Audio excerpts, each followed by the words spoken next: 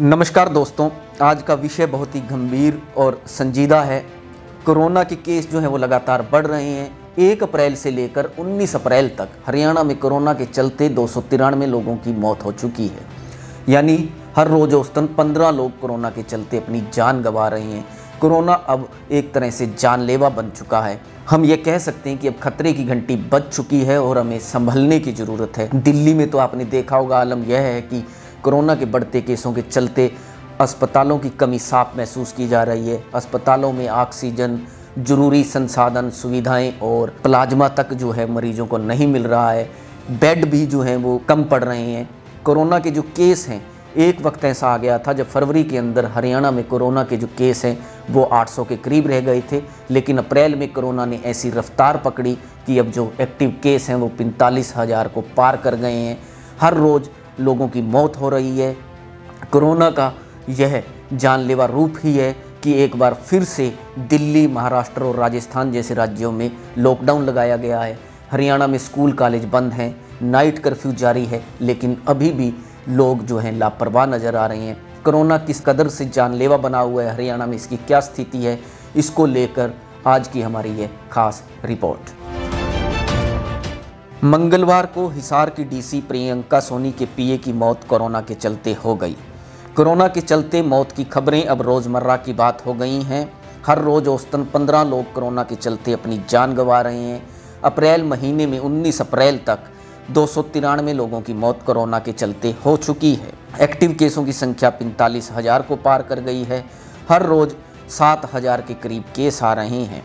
यह खतरे का संकेत नहीं है, खतरे की घंटी तो बज चुकी है। भूपेंद्र सिंह हुड्डा, उनकी पत्नी आशा हुड्डा, कांग्रेस नेता दिग्विजय सिंह, रणदीप सुरजेवाला, हरसिमरत कौर बादल के बाद अब राहुल गांधी और अरविंद केजरीवाल की पत्नी सुनीता केजरीवाल भी कोरोना की चपेट में आ गई हैं। दिल्ली, राजस्थान, महाराष्ट्र में लॉकडाउन है। चंडीगढ़ में साप्ताहिक लॉकडाउन जारी है। हरियाणा में नाइट कर्फ्यू लगाया गया है। स्कूल कॉलेज बंद हैं। चिंतनीय पहलू यह है कि लोग अभी भी लापरवाह बने हुए हैं, मास्क नहीं पहन रहे हैं। सबसे चिंताजनक तथ्य यह है कि रिकवरी रेट पिछले 20 दिनों में 10% नीचे चला गया है।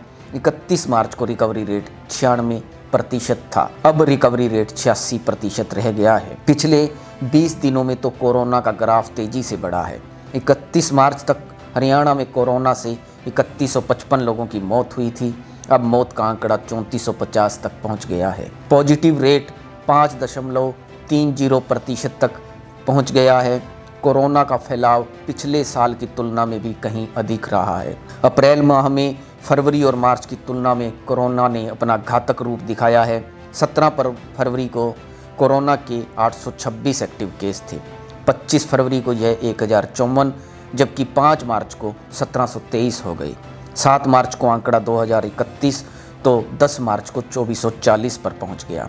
अब एक्टिव केसों की संख्या 46,000 के करीब हो गई है।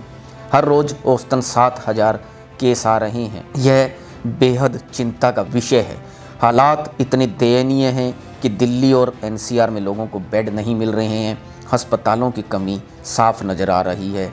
प्लाज्मा और ऑक्सीजन नहीं है। जाहिर है कि कोरोना जो है अब बहुत ही जानलेवा हो गया है, इसलिए हमें खुद को भी संभलने की ज़रूरत है। हमें खुद को अगर कोई लक्षण महसूस होते हैं तो हमें तुरंत अपनी जांच करानी चाहिए और जो कोविड-19 की गाइडलाइंस है उसकी पालना करनी चाहिए। हमें फिर से लॉकडाउन का, सेल्फ लॉकडाउन का आदी बनना चाहिए। बेशक चाहे सरकार की ओर से लॉकडाउन ना लगे, क्योंकि जो कोरोना की पहली लहर थी उसमें नया एक्सपीरियंस सभी सरकारों के लिए था, सभी प्रदेश सरकारों के लिए, इसलिए उस समय पैनिक स्थिति भी हुई थी। प्रवासी मजदूरों को पलायन करना पड़ा था। उद्योग धंधे, कल कारखाने बंद हो गए थे। ऐसे में अब लोगों को खुद सेल्फ लॉकडाउन का पालन करना होगा। अगर उनमें कोई लक्षण आते हैं तो आइसोलेट हो जाएं और अपनी जांच कराएं, प्रॉपर तरीके से दवाई लें और अपने आप को क्वारंटाइन रखें। मास्क जरूर पहनें और शारीरिक दूरी जरूर बनाकर रखें। कोरोना जो है अब जो है अपना जानलेवा रूप दिखा रहा है। अब छोटे बच्चों में भी कोरोना के जो सिम्टम जिस तरीके से आ रहे हैं उन पर भी कोरोना भारी पड़ रहा है। इसीलिए अभी सरकार ने यह फैसला लिया है कि दूसरे चरण में 18 साल से ऊपर आयु के लोगों को भी कोरोना वैक्सीन लगाई जाएगी। आप घर पर रहिए, सुरक्षित रहिए, देखते रहिए रिपब्लिक हरियाणा।